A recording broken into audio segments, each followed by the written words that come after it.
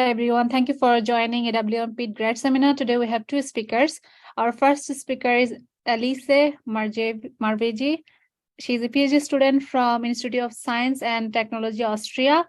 And our second speaker is Kamrun Naharkia. She's a PhD student from Arizona State University. So our first topic is approximation of multi-phase mean curvature flow by means of the Allen-Cahn phase field model. So Alice, you can go ahead and start. Okay, thanks again for the opportunity. I hope you hear me and I hope you also see my screen that I shared. Okay, so today I would like to tell you something about joint work with my PhD advisor, Julian Fischer, which is about the approximation of multiphase mean curvature flow by means of the Allen-Cahn phase field model. So, okay. Let me start. Okay, so first of all, I would like to briefly introduce mean curvature flow and the Allen-Cahn phase field model. And then I will show you some results about the convergence of the Allen-Cahn equation towards the evolution by mean curvature flow in a two-phase setting and in a multi-phase setting. And then, if time allows, I will show you some current and future work directions. But let me start with introducing mean curvature flow. Mean curvature flow is a geometric evolution equation for interfaces in a multi-phase system.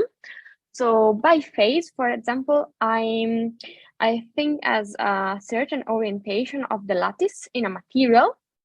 For example, in this picture here, purple is associated to a phase, blue to another phase. So all these colors are associated to different orientation of the lattice in a material. And then, as you can see, I mean, there are interfaces between these regions. So between the blue and green region, between the blue and purple region. And mean curvature flow, as a geometric evolution equation, is obtained as the gradient flow of the interface area functional. So basically, the normal component of the velocity of the interface, so like this one between the blue and purple region, is given by the mean curvature. And what characterizes this kind of evolution is the occurrence of topological changes and geometric singularities. So for example, when these interfaces evolve, then it might mean that during the evolution, for example, one interface, let's think, for example, to the one between the purple and blue phase, gets shorter and shorter until it disappears. One very common example of evolution by mean curvature flow is, for example, a circle that shrinks. So it just gets, this circle just gets smaller until it shrinks. So topological changes and geometrical singularities actually are very common in the evolution by mean curvature flow, and one has to deal with them. Also, something that one has to deal with when studying mean curvature flow are, for example, triple junctions. So what are triple junctions? Okay, let's think about, as you can see here, there's a blue phase, a purple phase, and a green phase. And then the interfaces meet at a point. So this is a triple junction, a point where three interfaces meet. And of course, also these points are quite tricky to consider when one wants to rigorously study the evolution of these interfaces. So one way to not consider, let's say, or to overcome the troubles that singularities and also triple junction give when one try to study it analytically, is to approximate mean curvature flow by the Allen-Cahn phase field model. What's the main idea behind the Allen-Cahn phase field model is that the sharp interfaces, so between the purple and blue region, for example, are replaced by a diffuse transition layer of order epsilon. So basically, the two phases, the two colors, are allowed to meet together in a region that has a width of order epsilon. That's the general idea behind that. So if for mean curvature flow, usually one deals with characteristic functions. So basically, to each color, we can associate a characteristic function. That, for example, to the purple color, we can associate a characteristic function chi that takes values equal to 1 when we are in the purple region, or equal to 0 when we are, for example, in the blue region. So for the Allen-Cahn phase field model, one studies the evolution of our order parameter U, it's a scalar quantity that takes value in Rm-1 when we are considering n phases, so n different orientation of the lattice, let's say. And this U takes value alphas, so alpha 1, alpha n, when we are in correspondence of a poor phase states. So U can take value alpha 1 when we are, for example, in presence of the phase 1, but also can take value along the path connecting these alphas. So when we are in correspondence of a mixture of phases, last, for example, here when the two colors mix together. Okay, the Allen-Cahn equation can be obtained as the gradient flow of this energy, the Gissmer-Landau energy, where we have a first term with the gradient of U, that it's a diffuse interface energy, and then we have a potential W, which is a multi-well potential, which takes value 0 in the poor phase states, so in the alphas. So this W, the multi-well potential W, is nothing but a generalized version of the standard double well potential when we are in the case of two phases. So that, for example, takes as minima in -1 or 1. As if we have a look at this picture, it's like if we just consider what happened along one side. In that case, could be a two phase.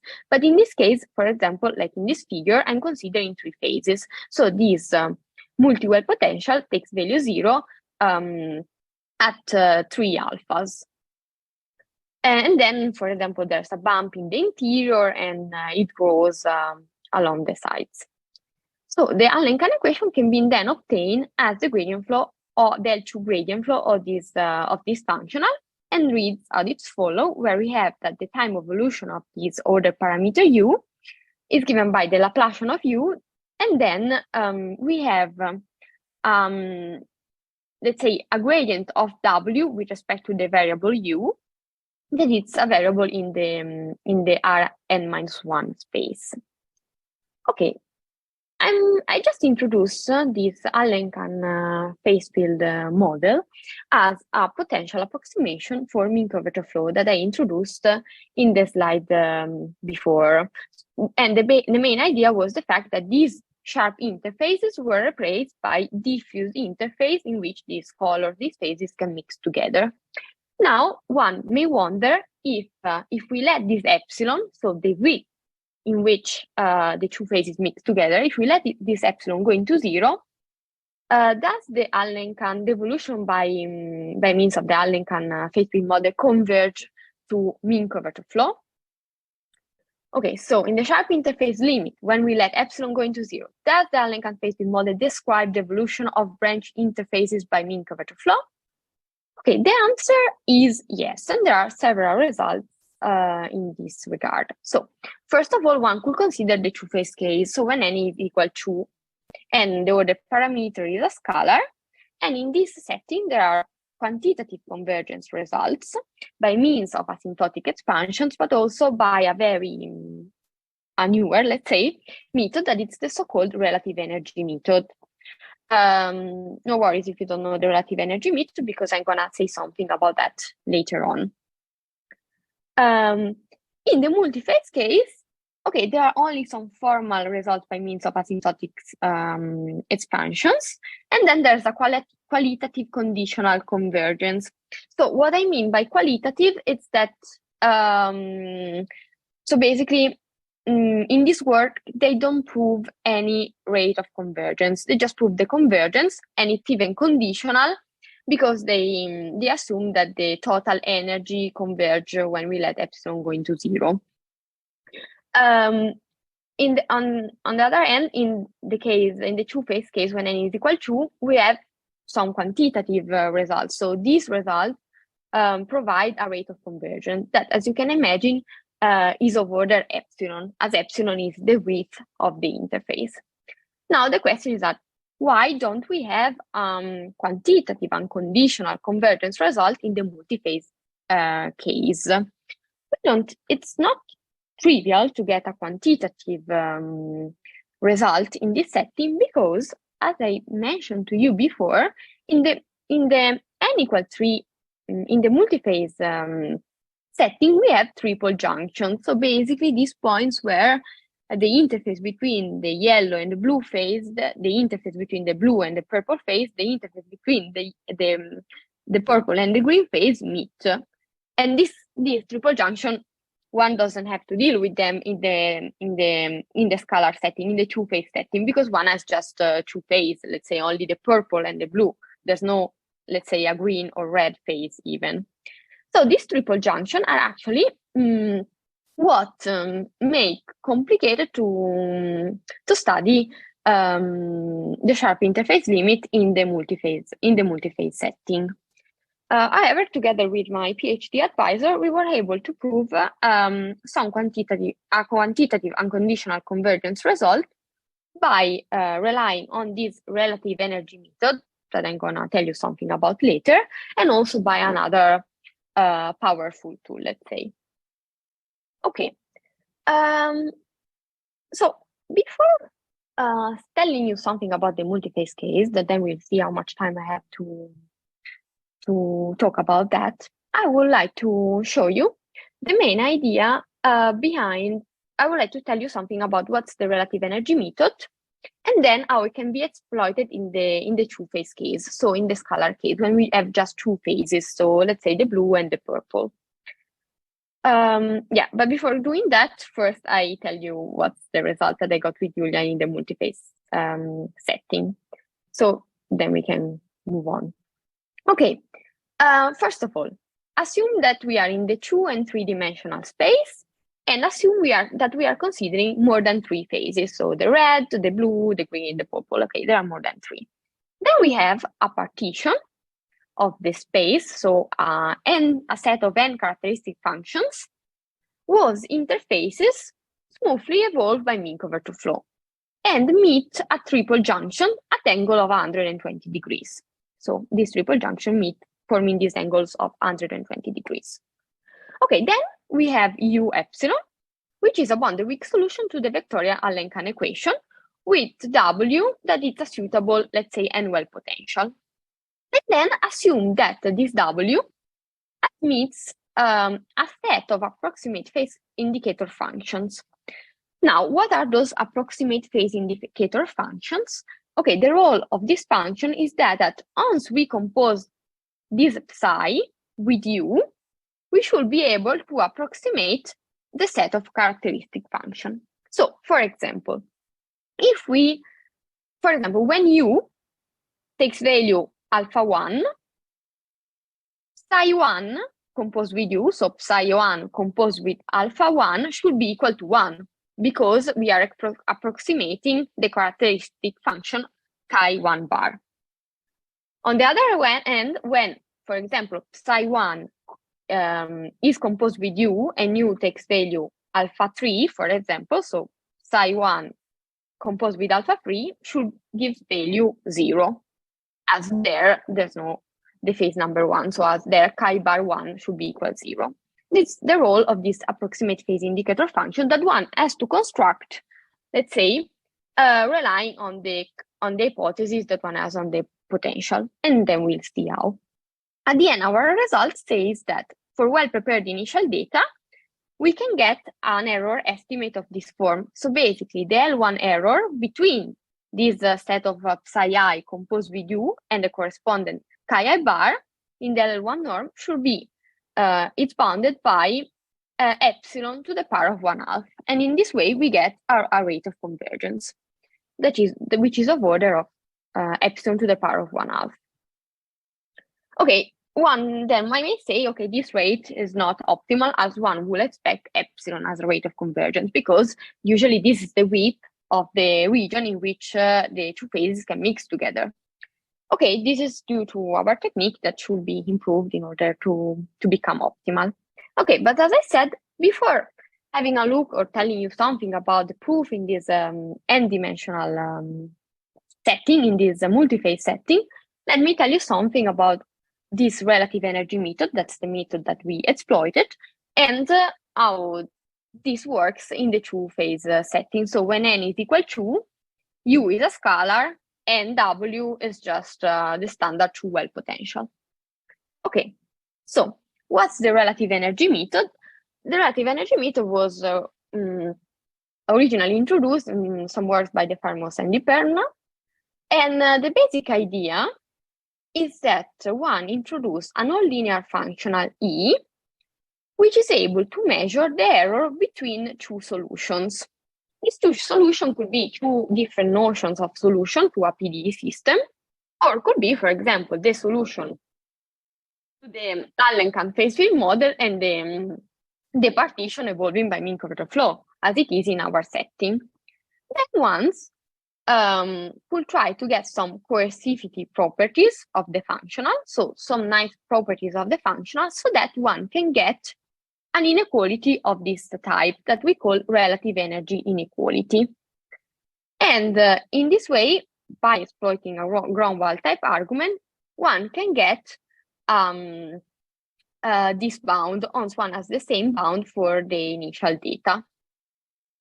And in this way, one could get some measure of the error between these two solutions once one translates this bound in the L1 norm, for example. Okay, so this method, as one may guess, has several applications. For example, to prove weak-strong uniqueness. So when we are comparing, we try to compare a weak and stronger notion of a solution, but also to prove the convergence, for example, as in our case, of the Allen-Cahn phase field model towards mean curvature flow. Okay, then let me tell you something about how the proof works in the two-phase setting, referring to this work. Okay, in the two-phase case, so the relative energy, so this functional that should let us measure the error between U epsilon and the partition evolving by mean curvature flow, which is not a partition now, but it's just a single characteristic function, because we just need one to tell us if there's in that point of the space the phase that we are considering or the other one, as this form. As you can see, the first two terms are the same one as the one in the Gisborne-Landau energy, from which one can get the Allen-Cahn equation as the L2 gradient flow. Then there's this additional term, where we have this green psi and then this blue psi.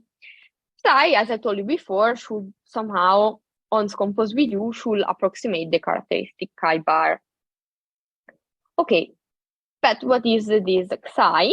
Okay, the role of this psi is nothing but this psi is nothing but an extension of the normal vector field along the interface. So basically, this vector field coincides with the normal along the interface, and then satisfies some growth condition away from the interface. So basically, if we are here, in order to get how is the psi there, we project this point onto the interface, we take the normal there, and then we just multiply by a cutoff function so that it gets shorter. So, and this is what I mean, as you can see in this picture, by an extension of a standard extension of a unit normal vector field. Now, what are these psi? These psi are some approximate phase indicator functions that are defined in this way. And this is suggested by the so-called Modica-Mortola trick, and now we'll see why it works. In this case, we are assuming that our potential W has minima in 0 and 1. Okay, now let's try to see how to prove these coercivity properties so that we can get a relative energy inequality that let us to conclude, as we saw in the slide before, by applying a Gromwald type argument, our argument, let's say. Okay, so here, as you can see, I just wrote again the density of our relative energy. So again, we have these first two terms that come from here. Then we have this last term that corresponds to this term. And then here I just basically added and subtracted the same term. Okay, now we can notice that, okay, these three terms are larger than 0 because it's nothing but a double product, the third term. So we can write it as a square of the difference between two terms. And then we have these last two terms to deal with. Okay, but this blue term is nothing but, as one can see from the definition of the psi, that the gradient of the psi. So we can actually substitute this term by the gradient of the psi. Okay, now we have this in absolute value. Now we have this, we can just take this out of some brackets. So we just take this out of the bracket, then we can write this. But this, one can see that it's larger than this square. So what's this telling us? That our relative energy density is able to control this difference to the power of 2. Okay, so that here we write. So our relative energy density is able to control the difference between these two. So between the extension of the unit normal vector field, psi, and the gradient of this psi composed with U normalized, which is nothing but an approximate notion of this normal vector field in the setting of the diffuse interface model. So it's just the diffuse interface, the counterpart in the diffuse interface model. So this is telling us that the relative energy is able to control the error between the real normal, the normal corresponding to the sharp interface evolving by mean curvature flow, and let's say the approximate normal by the Allen-Cahn phase field model. So thanks to this coercivity property, one can actually prove this relative energy inequality, and then by means of a Gromwald type argument, if one has the same bound of this order with epsilon to the power of 2 for the initial data, then one can get this estimate by means of a little of technical work, let's say, this bound in a L1 norm, telling us that the error between this psi composed with U and the characteristic function chi bar in the L1 norm is bounded by epsilon. So by the optimal rate of convergence, and we are in an equal to phase case. The optimal rate of convergence, epsilon, which is nothing but the weight that we have in the Allen-Cahn phase field model, in which we allow to the two phases to mix together. Okay, now one may wonder how one can generalize this to the multi-phase setting. So when n is larger than 2, when we have more than 2 phases. Okay, the generalization is not trivial at all, and one can already see some issues.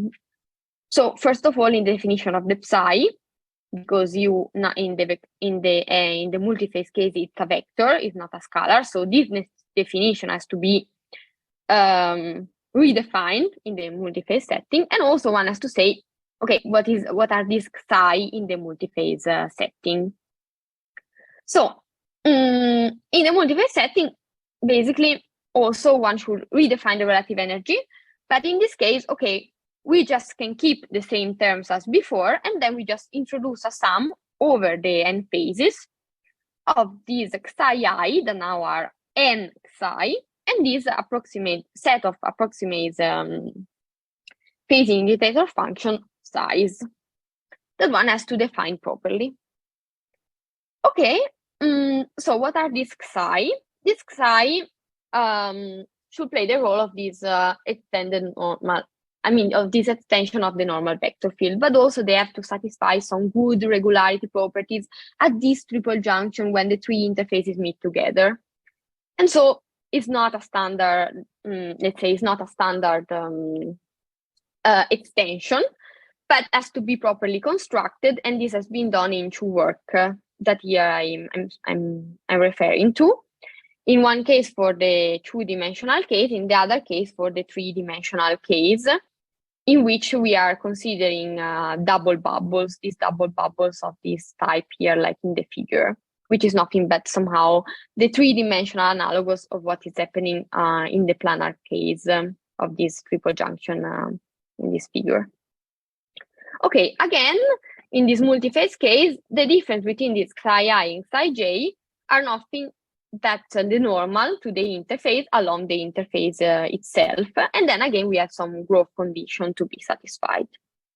Okay, once one has this, actually can construct the approximate phase indicator function psi I, again in terms of W, so that one can get some good coercivity properties of the relative energy functional, so that one can prove by means of a Gromwald type argument, as before, this kind of inequality with this bound with epsilon to the power of k, having the same bound for the initial data. In our proof, k will be equal to 1, so it's not the optimal one. This is due to our definition of our relative energy answer. That doesn't let us to get a better rate of convergence. But still, this let us to get a rate of convergence, which maybe in future will be optimized in terms of the L1 norm between the composition of these phase indicator functions I and U, and these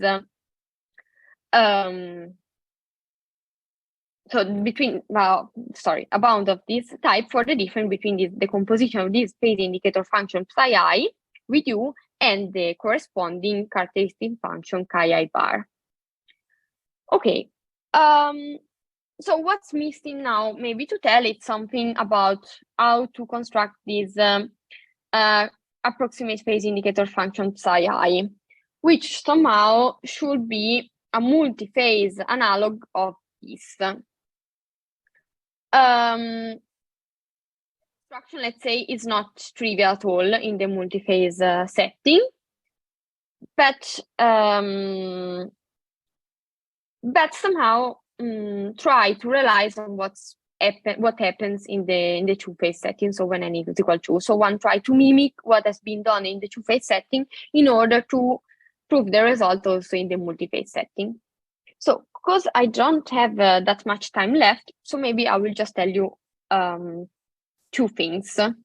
Okay, as I said, the construction of approximate phase indicator function size in terms of W, it's fundamental in order to get coercivity properties of this relative energy functional. Okay, and now, because I think I don't have, apart from 2 minutes left, I would probably like to skip this and just tell you that the construction let's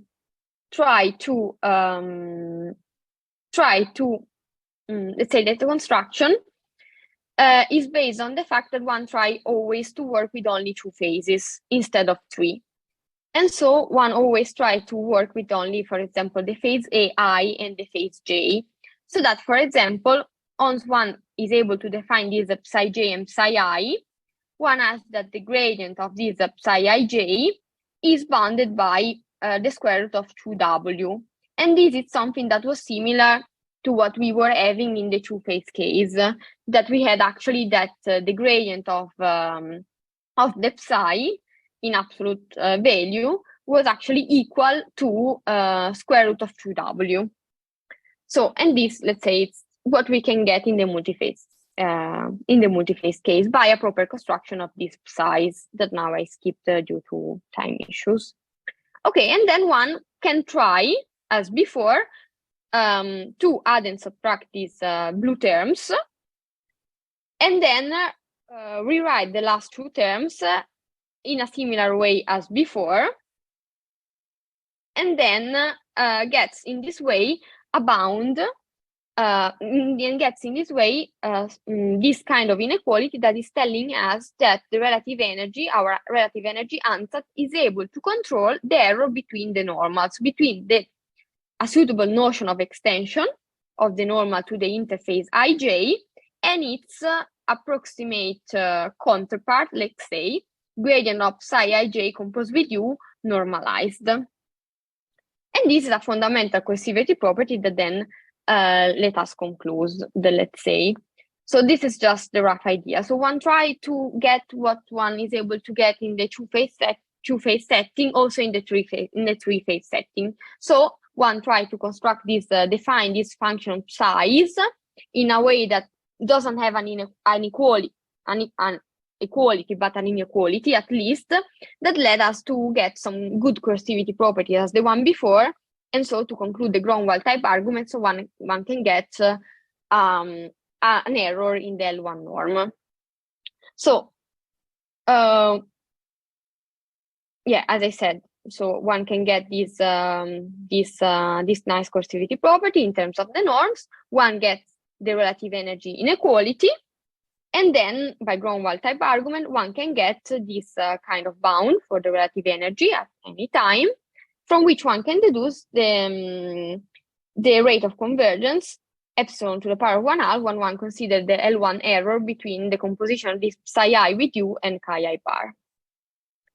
So this relative energy method, it's indeed quite powerful, let's say, even though the argument, the basic idea of the argument is quite simple, and has been so far exploited to prove quantitative in the setting of convergence of the Allen-Cahn equation towards mean curvature flow, has been exploited in the two-phase case, and also in preliminary work by Fischer, Laux, and Simon, and also in the multi-phase case by myself and my supervisor, being able to deal with triple junction and triple lines for double bubbles, just like the one that I show you in a picture before.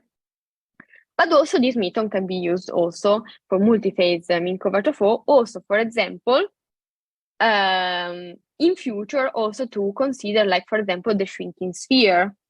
So like, because this is a standard example of evolution by mean curvature flow, one maybe would like to consider also this in the evolution of mean curvature flow, and then try to approximate the evolution by means of the Allen-Cahn phase field model, and then prove the convergence of the Allen-Cahn phase field model toward the evolution by mean curvature flow after the singular time in which the sphere just shrinks. Okay, and that's everything I wanted to tell you. And yeah, I will stop here, and I thank you all for your attention and give you a couple of references. Thank you so much for the talk.